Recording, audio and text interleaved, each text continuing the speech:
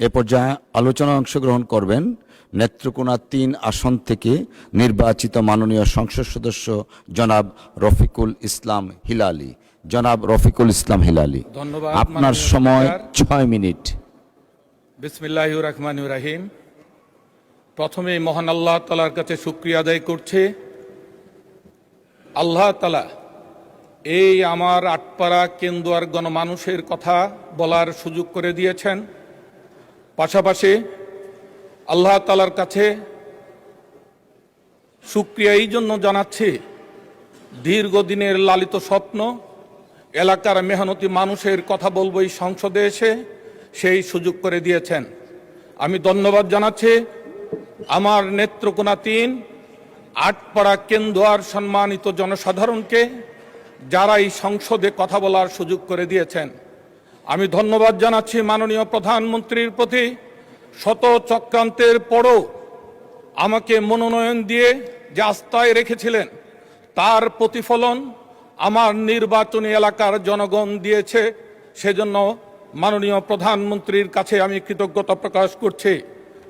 মাননীয় স্পিকার, 1984 সালে আমি কেন্দুয়া সরকারি বিশ্ববিদ্যালয় কলেজে ভর্তি হয়েছিলাম। জরাজীর্ণ ভবনের যে উপস্থিতি ছিল, দীর্ঘদিন পরও সেই জরাজীর্ণ একটি 3 তলা ভবনেই রয়েছে। 5000 ছাত্র ছাত্রী সেখানে অধ্যয়ন করে 6টি বিষয়ে অনার্স কোর্স চালু রয়েছে। সেখানে যদি মাননীয় স্পিকার আপনি, সেদিন আমি দেখতে গিয়েছিলাম, যদিও গত 17 বৎসর সেই সৌভাগ্য আমার হয়নি, কিন্তু দীর্ঘদিন পর যখন আমার সেই প্রিয় প্রতিষ্ঠানে গেলাম, সেখানে ছাত্র ছাত্রীদের পড়াশোনার জন্য মুরগির খোয়ারের মতো ব্যবস্থা রয়েছে। মাননীয় স্পিকার, হৃদয়ে রক্তকরণ হয়েছে। মাননীয় শিক্ষামন্ত্রীর কাছে আমি অনুরোধ করছি, অনতি বিলম্বে আমার সেই কেন্দুয়া সরকারি বিশ্ববিদ্যালয় কলেজে একটি বহুতল ভবন ব্যবস্থা করা হোক এবং এটি দ্রুততম সময়ে করা হোক, এই দাবি আমি জানাচ্ছি। মাননীয় স্পিকার, 6 লক্ষ জনগণের বসবাস আমার কেন্দুয়া উপজেলা, 50 শয্য বিশিষ্ট হাসপাতাল রয়েছে। মাননীয় স্বাস্থ্যমন্ত্রীর প্রতি দৃষ্টি আকর্ষণ করছি, আপনি চিকিৎসা সেবা মানুষের দোর গড়ে নিয়ে যাওয়ার জন্য নিরলস পরিশ্রম করে যাচ্ছেন। আপনার কাছে অনুরোধ জানাচ্ছি, 6 লক্ষ মানুষের জন্য 50 শয্যা বিশিষ্ট হাসপাতাল কোনোভাবেই সেটা সুচিকিৎসা, কোনোভাবেই এটা জনগণ এটা প্রাপ্য হতে পারে না। অনতি বিলম্বে 100 বিশিষ্ট সেই চিকিৎসা বৃদ্ধি করা হোক এবং 100 শয্যা বিশিষ্ট হাসপাতাল প্রতিষ্ঠার লক্ষ্যে জরুরি ভিত্তিতে উনি কার্যপন্থা প্রণয়ন করবেন, সে আহ্বান ওনার প্রতি রাখছি। মাননীয় স্পিকার, আমি অনুরোধ রাখছি, অত্যন্ত খুশির বিষয় যে আমাদের নেত্রকোনা রেল যোগাযোগ ব্যবস্থায় খুবই অবহেলিত। আমাদের মাননীয় যোগাযোগ প্রতিমন্ত্রী, রেল প্রতিমন্ত্রীর বাড়িও সেই আমাদের নেত্রকোনা। ওনার কাছে আমি অনুরোধ রাখছি, সেই নেত্রকোনা থেকে আটপাড়া, মদন, কেন্দুয়া হয়ে 18 বাড়িতে সংযোগ দেওয়া হোক। এতে 25 লক্ষ মানুষ উপকৃত হবে এবং এই রেল যোগাযোগের মাধ্যমে আমাদের এলাকায় কর্মসংস্থান সৃষ্টি হবে, প্রত্যেকটি ছাত্র ছাত্রী পড়াশোনার সুযোগ সৃষ্টি হবে এবং এলাকা একমাত্র কৃষি প্রধান এলাকা আমাদের এই কেন্দুয়া, আটপাড়া, মদন, সেখানে কর্মসংস্থানের সুযোগ হবে। সেই জন্য মাননীয় রেল যোগাযোগ মন্ত্রী, প্রতিমন্ত্রী কাছে বিনীতভাবে অনুরোধ করছি, আমাদের এই রেল যোগাযোগের প্রয়োজনীয় ব্যবস্থা গ্রহণ করা হোক। মাননীয় স্পিকার, দীর্ঘদিন আমরা দেখেছি স্বাধীনতার চেতনা নিয়ে ব্যবসা একটি দল করেছে। যারাই আওয়ামী লীগ করত, তারাই স্বাধীনতার সপক্ষের শক্তি, চেতনার ধারক এবং বাহক হয়ে যেত। এখনো আমি আশঙ্কা করছি, জুলাই আন্দোলনে হাজার হাজার মানুষের মৃত্যুর মধ্য দিয়ে যে আজকে আমরা সংসদে উপস্থিত হতে পেরেছি, সেখানে আমাদের নেত্রকোনা জেলায় 17 জন শহীদ হয়েছে।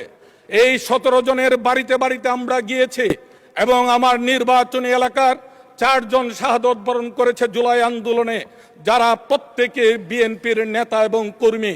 এবং আমরা যদি দেখি, নেত্রকোনা জেলার 17 জনের মধ্যে 14 জন আমাদের বিএনপির নেতা কর্মী।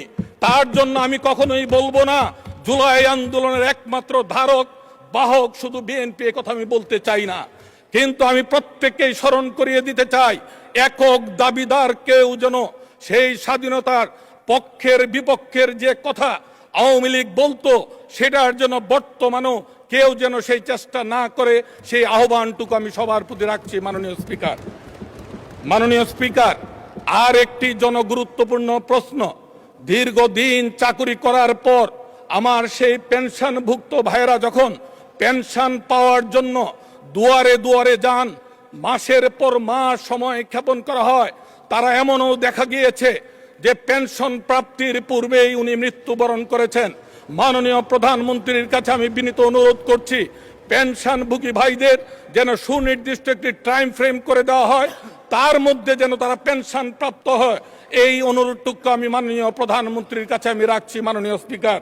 মাননীয় স্পিকার, আমি যোগাযোগ মন্ত্রী মহোদয়ের কাছে গিয়েছিলাম, উনি সদয় বিবেচনা করেছেন আমার কেন্দুয়া থেকে আটপাড়া আমার নির্বাচনী এলাকায় রাস্তা চলাচলের সম্পূর্ণ অনুপযোগী, এই রাস্তাটি দ্রুত সংস্কার করার জন্য ওনাকে অনুরোধ জানিয়েছি। কেন্দুয়া থেকে তারাইল রাস্তাটুকু খুব